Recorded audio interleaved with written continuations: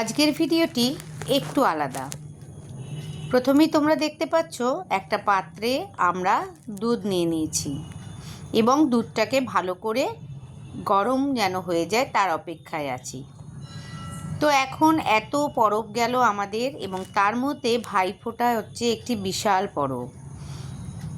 তো এই পরবে, এই অনুষ্ঠানে যে মিষ্টি জিনিসটি আমরা বানাতে চলেছি সেটা না থাকলে এই অকেশানটা ফাঁক থেকে যায়। তো আজকের এই আমার কর্মকর্তা হচ্ছে আমার মেয়ে।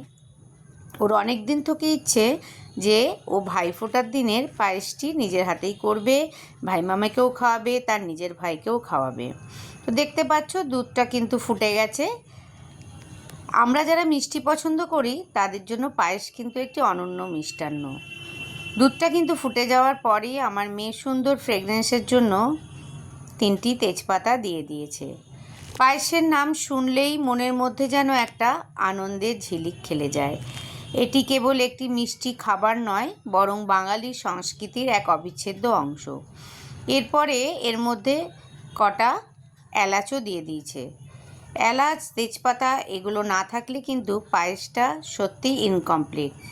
তো দুধটা যখন ভালো করে গরম হয়ে গেছে, তারপরে ও চালগুলো তার আগেই ধুয়ে রেখেছিল, সেই চালগুলো দুধের মধ্যে দিয়ে দেয়।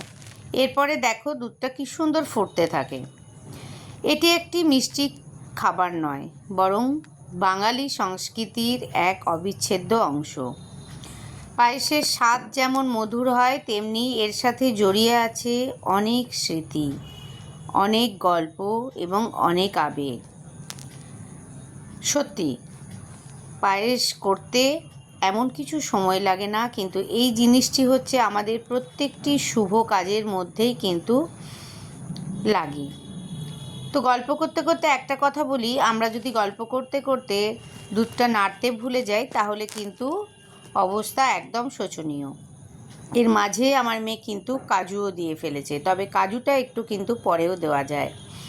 অ্যাকচুয়ালি পায়েস তো করতে সবাই জানে। তো আমাদের খুব আনন্দ হচ্ছিল যে আমার মেয়ে যখন এটা নিজে একটা এনার্জি নিয়ে করছে, তো এটাকেও একটু ভিডিওর মাধ্যমে তোমাদের সামনে ধরে ফেলি।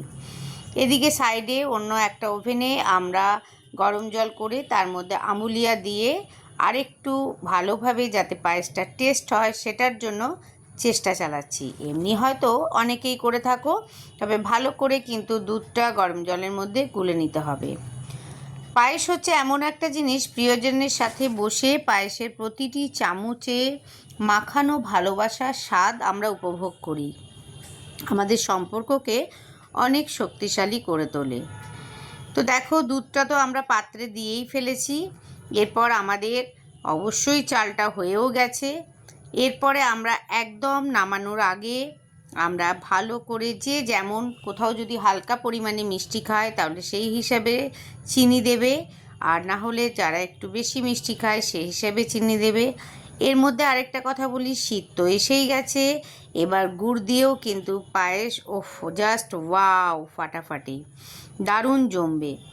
পায়েসের সাদা রং তার মিষ্টি গন্ধে হৃদয়ের সমস্ত কষ্ট মুছে দেয়।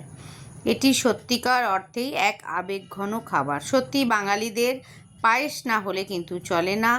তোমরা আমার সাথে যদি এগ্রি হও তাহলে তোমরা অবশ্যই কমেন্ট সেকশনে জানিও, আর লাইক কমেন্ট করে দিও।